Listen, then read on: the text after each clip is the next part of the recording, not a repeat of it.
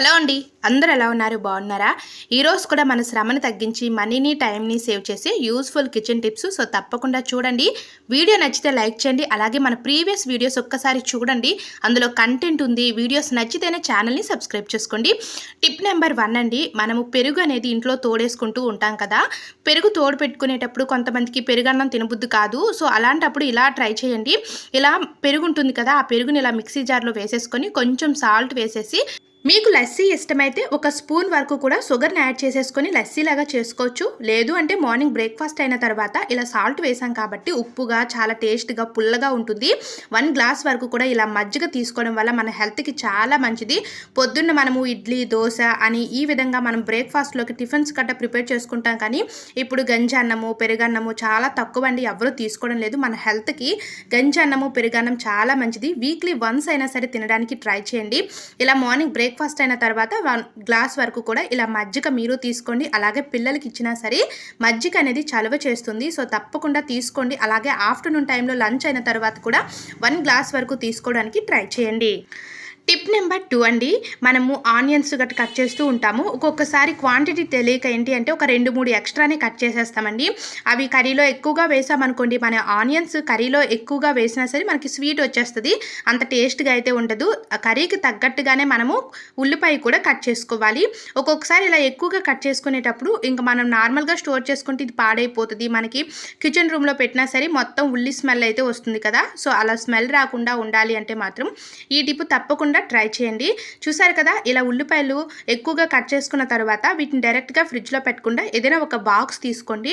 Steel కానీ ఇలా plastic container ఒకటి తీసేసుకొని ఇందులోని మనం కట్ చేసుకున్న ముక్కలు, మిగిలిపోయిన ఉల్లిపాయ ముక్కలు ఉంటాయి కదా, అన్నింటినీ కూడా ఇలా బాక్స్లో వేసేసుకొని కనుక మనం ఫ్రిడ్జ్లో స్టోర్ చేసుకున్నాం అనుకోండి, ముక్కలు పాడైపోకుండా ఫ్రెష్గా ఉంటాయి. మీరు నెక్స్ట్ డే కర్రీకి ఈ ఉల్లిపాయ ముక్కలు యూజ్ చేసుకోవచ్చు. సో తప్పకుండా ట్రై చేయండి. మనం ఇంట్లో రెగ్యులర్గా హెయిర్ కుంబ్ అనేది చేసుకుంటాం కదండి, దువ్వెనతో దువ్వుకుంటూ ఉంటాము. బట్ క్లీనింగ్ అయితే చెయ్యం కదా, సో మనకు అంత టైం ఉండదు. ఈ దువ్వెనలు క్లీన్ చేయడానికి కూడా మనము మినిమం ఒక 5 మినిట్స్ అయినా సరే కేటాయించాలి. ఎందుకంటే మన హెయిర్ ఎప్పుడైనా సరే గ్రోత్గా మంచి స్మూత్గా హెయిర్ రాలిపోకుండా ఉండాలి అంటే మాత్రం దువ్వెనలు అయితే తప్పకుండా క్లీన్ చేసుకోవాలి. మన హెయిర్ పైన మనం ఎంత కేర్ తీసుకుంటామో మనం కూమ్ చేసే ఈ దువ్వెనల పైన కూడా అంతే కేర్ అనేది తీసుకోవాలండి. ఇక్కడ చూసారు కదా, ఏదైనా యూజ్ చేయని బ్రష్ ఒకటి తీసుకొని దీనిపైన షాంపూ, మీరు ఏ షాంపూ హెయిర్కి యూజ్ చేస్తారో ఆ షాంపూని వేసేసి ఈ విధంగా దువ్వెనలన్నింటినీ కూడా క్లీన్ చేసుకోవాలి. మనం నార్మల్గా అయితే దువ్వెనలు క్లీన్ చేయడానికి సోప్స్, లిక్విడ్స్ లాంటివి వాడతారు. సో అలా కాకుండా మనం హెయిర్కి యూజ్ చేసే షాంపూనే మనం ఇలా బ్రష్ పైన వేసి క్లీన్ చేసుకుంటే సరిపోతుందండి. మనకి ఎంత డస్ట్ ఉన్నా, మురికి ఉన్నా సరే చాలా సింపుల్గా రిమూవ్ అయిపోతుంది. ఇప్పుడు చిన్న పెద్ద అని ఏజ్తో సంబంధం లేకుండా ప్రతి ఒక్కరికి కూడా డాండ్రఫ్ వచ్చేయడము, నెక్స్ట్ కొంతమందికి వైట్ హెయిర్ కూడా వచ్చేస్తూ ఉంటుంది. సో నెక్స్ట్ హెయిర్ అనేది ఎక్కువగా రాలిపోతుంది. అలా హెయిర్ రాలకుండా ఉండాలి అంటే మాత్రము మనం హెయిర్ పైన హెయిర్ స్ప్రేస్ అని, నెక్స్ట్ హెయిర్ ప్యాక్స్ అని, నెక్స్ట్ హెయిర్కి యూజ్ చేసే షాంపూస్ అని, ఇలా ఎన్నో రకాలైతే మనం మనీ పెట్టేసి ఇంకా కొనుక్కుంటూ ఉంటాము, వాటిని యూజ్ చేస్తూ ఉంటాము. కానీ దువ్వెనలు క్లీన్ చేయం కదా. సో అలాంటప్పుడు ఈ విధంగా షాంపూతో కనుక క్లీన్ చేసుకుంటే చూసారు కదా ఫైనల్లీ ఎంత నీట్గా క్లీన్ అయిపోయాయో. సో మనకి ఎలాంటి హెయిర్ ఫాల్ ప్రాబ్లమ్స్ కూడా ఉండవు. సో తప్పకుండా ట్రై చేయండి. ఈ టిప్ మీకు యూస్ఫుల్గా ఉంటే మీ ఫ్రెండ్స్ అండ్ ఫ్యామిలీ మెంబర్స్కి వీడియోని షేర్ చేయండి. నచ్చితే ఛానల్ని సబ్స్క్రైబ్ చేసుకోండి. నెక్స్ట్ మరొక యూస్ఫుల్ టిప్ అండి, మనం మార్నింగ్ బ్రేక్ఫాస్ట్లోకి దోశ, ఇలా ఇడ్లీ గట్ట మనం ప్రిపేర్ చేసుకుంటూ ఉంటాం కదా. దోశల పిండి మిగిలిపోవడము, ఇడ్లీ పిండి మిగిలిపోవడం జరుగుతుంది. నెక్స్ట్ డేకి స్టోర్ చేసుకున్నాం అనుకోండి, ఒక్కొక్కసారి పులిసిపోతుంది. సో పడేయాలి బయట. అలా బయట పడేయకుండా దీనిని కూడా మళ్ళీ మనం యూజ్ చేసుకోవచ్చు. సో క్లీనింగ్ పర్పస్గా యూజ్ చేసుకోవచ్చు.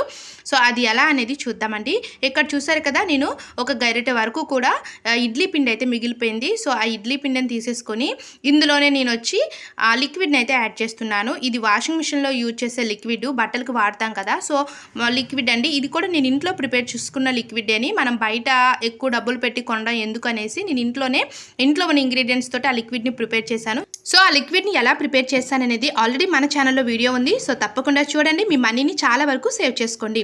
చూసారు కదా, ఆ లిక్విడ్ని ఇలా కప్పు వరకు యాడ్ చేసేసుకొని మొత్తం కూడా ఇలాంటి ఒక బ్రష్తో అయితే ఇలా మొత్తం కూడా మిక్స్ చేసుకోవాలండి. మనం ఇంట్లో మిక్సీ అనేది వాడుతూ ఉంటాం కదా, పొద్దున్న ఏదైనా పప్పు గ్రైండ్ చేయడానికి కానీ, లేదా చట్నీలకి, పచ్చళ్ళకి. సో ఇలా ఎన్నో రకాలుగా మనం మిక్సీని వాడతాం కాబట్టి క్లీనింగ్ అయితే ఎప్పుడో చేస్తూ ఉంటాము. సో అప్పటికి అది బాగా మురికి పట్టేసి ఉంటుంది. ఎంత మురికి పట్టిన మిక్సీ అయినా సరే, ఎంత డస్ట్ పట్టిన మిక్సీనైనా సరే మనం చాలా సింపుల్గా రిమూవ్ చేసుకోవచ్చు. ఇక్కడ మీరు ఇడ్లీ పిండే కాకుండా దోశల పిండి కూడా ఒక్కొక్కసారి మిగిలిపోతూ ఉంటుంది కదా, సో దాన్ని బయట పడేయకుండా ఇలా యూజ్ చేసుకోవచ్చు. ఇక్కడ నేను ఇడ్లీ పిండిలో యూజ్ చేసేది ఇడ్లీ నూక అయితే వాడలేదండి, బియ్యం నూక ఉంటుంది కదా, సో మిల్లులో ఆడించిన బియ్యం నూకనే ఇక్కడ యాడ్ చేశాను. అందువల్ల మనకి ఏంటి అంటే చాలా రఫ్గా బరకగా ఉంటుంది కాబట్టి, బియ్యం రవ్వ ఎలా ఉంటుంది బరకగా ఉంటుంది కదా, సో జిడ్డి కానీ ఆయిల్ మరకలు కానీ ఎంత డస్ట్ ఉన్నా ఎంత మురికి ఉన్నా సరే చాలా సింపుల్గా రిమూవ్ అయిపోతుంది. అలాగే మిక్సీ బయట అలాగే ఆ లోపల కూడా మనము ఇక్కడ మిక్సీ జార్ పెడుతూ ఉంటాం కదా, ఆ జార్ లోపల కూడా ఇలాంటి ఒక బ్రష్ తోటి క్లీన్ చేసుకుంటే చాలా నీట్గా క్లీన్ అయిపోతుంది. దీని గురించి లిక్విడ్స్ కానీ ఎలాంటివి ఏవి కూడా యూజ్ చేయవలసిన అవసరం లేదండి. పనికిరాని వాటినే మళ్ళీ మనం ఈ విధంగా క్లీనింగ్ పర్పస్కి యూజ్ చేసుకోవచ్చు అన్నమాట.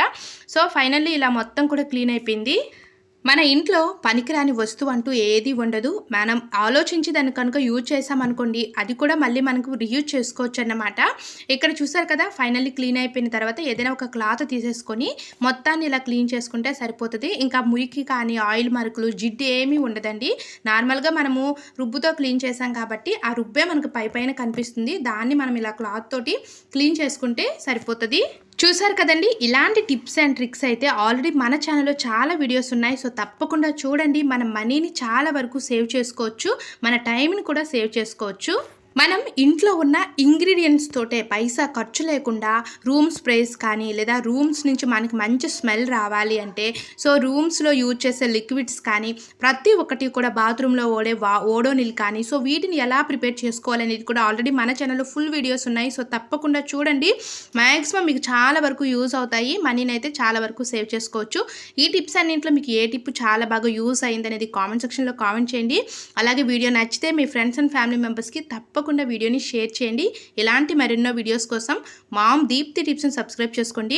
క్లీనింగ్ అనగానే మనకి లిక్విడ్స్ అనేవి ఎక్కువగా వాడుతూ ఉంటాము. సో ఫ్లోర్ క్లీనింగ్ కానీ లేదా టైల్స్ క్లీనింగ్ కానీ, floor tiles wall tiles cleaning కానీ లేదా వాషింగ్ మిషన్లో వాడే బట్టలు క్లీనింగ్ కానీ సో ఇలా లిక్విడ్స్ మనం బయట కొన్ని వాడుతూ ఉంటాం. కానీ వాటిని కూడా మనం ఇంట్లో ఎలా చేసుకోవాలనేది ఆల్రెడీ ప్రతి ఒక్క వీడియో కూడా నేను మన ఛానల్లో పెడుతున్నాను. సో ఒక్కసారి సెర్చ్ చేయండి, మీకు నచ్చితేనే ఛానల్ని సబ్స్క్రైబ్ చేసుకోండి. Thanks for watching.